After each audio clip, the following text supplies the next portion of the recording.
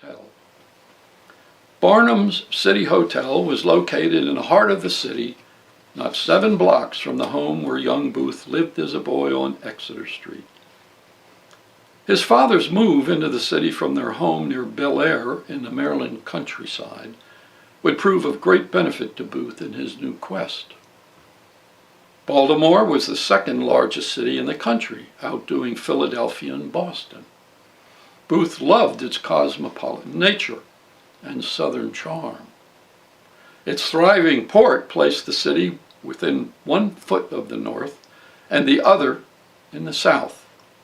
The Barnum, however, reflected only the city's southern nature, a nature Booth embraced fully. The hotel was a gathering place for the city's posh and out-of-town elite. Its register contained the names of such notables as Eli Whitney, James Buchanan, Cyrus McCormick, Charles Louis Tiffany, Stephen A. Douglas, and Samuel Morse. More importantly to Booth, it held the names of 5 of John Brown's raiders who stayed at the Barnum only a few weeks before their infamous raid on Harper's Ferry. Booth, at the time of Brown's hanging in Charleston, Virginia, was playing at the Marshall Theater in Richmond.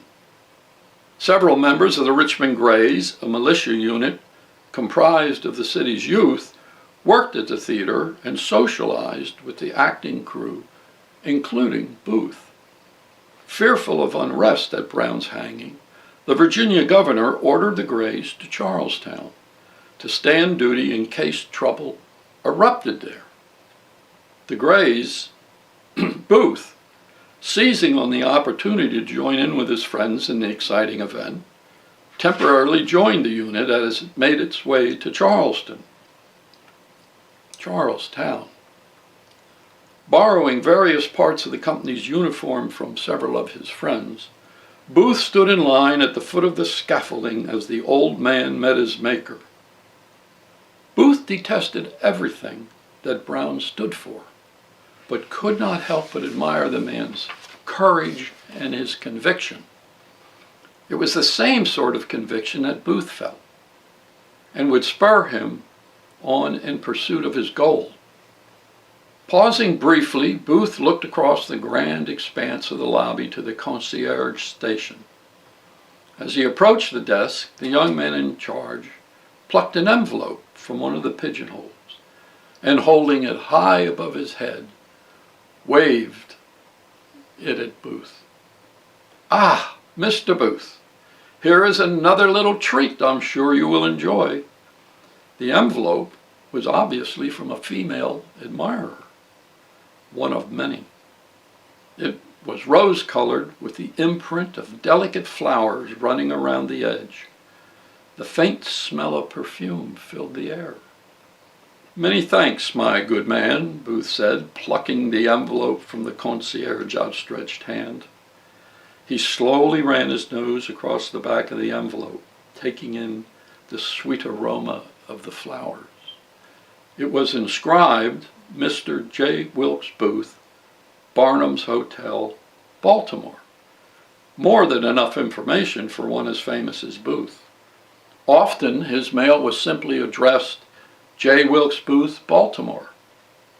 The famous actor had no permanent home, as he moved from city to city, fulfilling his contractual agreements. So freely did he move about that no record can be found of him anywhere except among the pages of various hotel registries. And yet, everyone knew him far and wide, easily recognized on sight. "Is this all there is for me?" Booth asked. Just one other, but not nearly as interesting, I'm afraid." The concierge handed Booth a second letter. "Perhaps you will share your interesting letter with those of us less fortunate in matters of the heart." "Aye, Mr. Booth?" "Keep to your more important business, my friend, and you will save yourself a great deal of trouble. Take the advice of one experienced in many affairs. You are better off without such temptations." "Such cynical advice. You speak from experience, I assume." "I do indeed. Better to spend your money on your dear mother, whose love will never abandon you in the worst of times, than on some clutching woman whose beauty exists solely to ensnare the innocent. That Booth was dedicated to his mother was also a characteristic that was known to his friends. Ha! A fine one to give advice on matters of the heart, the young man said. How many women have you left stricken with bleeding hearts? Too many, I am sorry to say. But do as I say, not as I do, Booth said as he slipped the rose-colored envelope into his pocket and leaned against the concierge's desk, beckoning the young man closer. Listen, my friend. I am expecting 2 friends to join me in my room shortly. Will you remember to bring up 2 bottles of your finest port and some cigars after they arrive? I certainly will make it a point to knock before I enter, the concierge said, smiling and winking. Ah, is that all you think about? Is that all you think I think about, you rascal? These are 2 old chums from my school days who I haven't seen for years. I must go. Don't forget, port and cigars. Oh, I almost forgot. You have someone waiting to see you. He waits in the bar. Shall I tell him you had to leave on another appointment? Who is he? He left his card, the concierge said, reaching beneath the desk and handing Booth a small note folded in 2. Booth took the slip of paper and opened it. Scrawled across the paper was the name Benny Jones. Booth's eyes widened as he stared at the name. No, I have enough time to see him. Who is he? Booth asked as he looked over his shoulder, scanning the lobby. In the bar, I think. He said he would wait until you arrived. Thank you, Booth said as he turned and walked toward the hotel bar. His step quickened as he made his way across the shiny marble floor. The bar was a favorite watering hole for the city's numerous Southern sympathizers. Men could talk freely, knowing their most seditious comments would remain within the bar's paneled walls.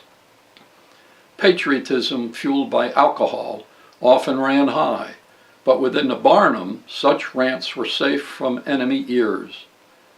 Benny Jones was the most important man in Baltimore at that moment. Well, the next time we get together, I'll begin with Chapter 2, Booth and this mysterious man, Benny Jones. I hope you'll return to hear the rest of the story, and thank you very much.